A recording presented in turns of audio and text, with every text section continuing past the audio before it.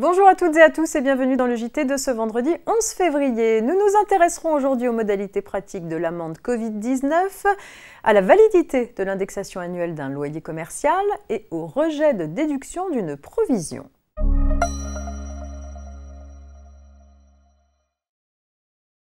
La loi du 22 janvier 2022 instituant le pass vaccinal a mis sur pied un nouveau dispositif temporaire de sanctions administratives visant les entreprises plaçant leurs salariés dans une situation dangereuse résultant d'un risque d'exposition au Covid-19. Dans une fiche, la DGT expose les modalités de mise en œuvre de cette amende. Elle précise ainsi que l'amende est applicable aux mises en demeure notifiées à partir de la promulgation de la loi, puisque le manquement sanctionné est le non-respect de la mise en demeure, même si les constats sont antérieurs. La DGT souligne aussi que l'amende couvre toute situation dangereuse qui serait liée à un manquement de l'employeur aux principes généraux de prévention tels que déclinés dans le protocole sanitaire. Parmi ces mesures figurent le télétravail, mais également les mesures de distanciation physique, le port du masque, l'aération-ventilation des locaux, le nettoyage et la désinfection régulière, la gestion des locaux sociaux et de restauration, etc.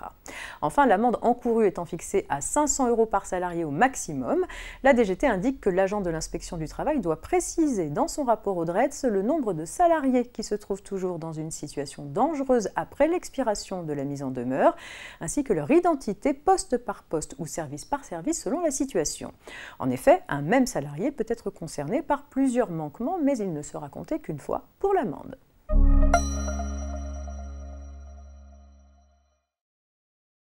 Dans un bail commercial, les parties peuvent remplacer la révision légale du loyer par une clause d'indexation ou clause d'échelle mobile. Le loyer est alors indexé en fonction de la variation d'un indice prévu dans le bail. Selon la périodicité prévue par le bail, cette pratique a l'intérêt pour le bailleur de faire augmenter le loyer plus rapidement, en général chaque année, et non tous les 3 ans comme la révision légale le prévoit. Mais il peut arriver que l'indice conduise à une baisse. Certains bailleurs adoptent ainsi des clauses précisant que l'indexation ne jouera qu'à la hausse.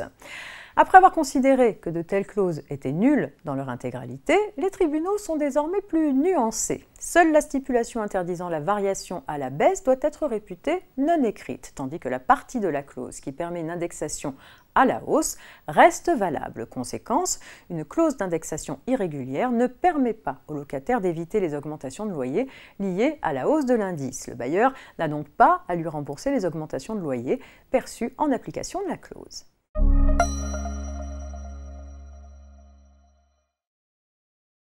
Une provision ne peut être déduite du résultat fiscal que si elle a été effectivement constatée dans les écritures de l'exercice avant l'expiration du délai de dépôt de la déclaration de résultat. À ce sujet, les juges ont eu à juger d'une affaire dans laquelle, lors d'un contrôle de comptabilité, une société civile de construction s'est vue notifier la réintégration d'une provision pour litige au motif que sa déclaration de résultat avait été souscrite plus de 30 jours après une première mise en demeure. La justice a confirmé que la provision ne pouvait pas être déduite dès lors que la déclaration de résultat avait été souscrite hors délai sans qu'il soit besoin de rechercher si la provision avait été comptablement inscrite avant les délais impartis. Pour sa défense, la société avait produit un extrait du grand livre de comptes mentionnant la date de l'inscription de la provision, mais les juges ont considéré que la société n'avait pas rapporté la preuve de l'inscription de la provision dans ses écritures comptables avant l'expiration du délai légal de dépôt de la déclaration de résultat. La comptabilité de la société étant informatisée, elle aurait dû également justifier de la date de validation comptable de cette opération, assurant que cette écriture était irréversible. C'est la fin de cette semaine de JT préparée par la rédaction de la revue Fiduciaire. Très bon week-end à toutes et à tous. À lundi.